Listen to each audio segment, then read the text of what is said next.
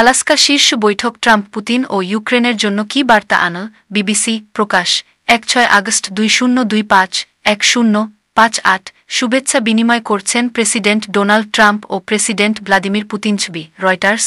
যুক্তরাষ্ট্রের president Donald Trump ও রাশিয়ার president Vladimir Putin আলাস্কায় প্রায় ৩ ঘণ্টার বৈঠকের পর ইউক্রেনে যুদ্ধবিরতির বিষয়ে কোনো সমঝোতায় পৌঁছাতে পারেননি।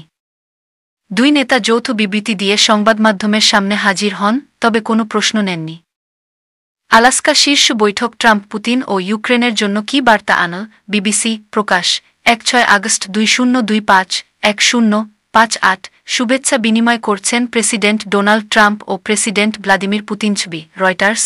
যুক্তরাষ্ট্রের প্রেসিডেন্ট ডোনাল্ড ট্রাম্প ও রাশিয়ার প্রেসিডেন্ট ভ্লাদিমির পুতিন আলাস্কায় প্রায় ৩ ঘণ্টার বৈঠকের পর ইউক্রেনে যুদ্ধবিরতির বিষয়ে কোনো সমঝোতায় পৌঁছাতে পারেননি।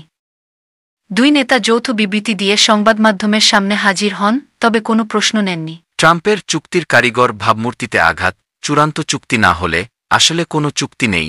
বৈঠকের পর অ্যাঙ্করেজে দেওয়া বক্তব্যে এমন মন্তব্য করেন ডোনাল্ড ট্রাম্প, অর্থাৎ সরাসরি স্বীকার না করলেও ট্রাম্প ঘুরিয়ে ফিরিয়ে এটা মেনে নিলেন। প্রায় ৩ ঘণ্টার আলোচনার ফল হল কোনো চুক্তি নয়, যুদ্ধবিরতিও নয়, হাতে গোনা কিছু অর্জন নিয়ে সংবাদ করার মতো কিছু নেই।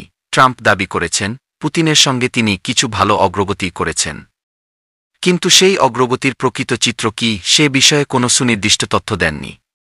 ফলে আমরা নির্দিষ্ট লক্ষ্যে পৌঁছাতে পারিনি। কিছুক্ষণ পর এমন স্বীকারোক্তি দিয়ে সাংবাদিকদের প্রশ্ন না নিয়েই কক্ষ ত্যাগ করেন ট্রাম্প। ট্রাম্প এত দূর ভ্রমণ করে এসে এ ধরনের অস্পষ্ট বার্তা দিয়ে ফিরলেন।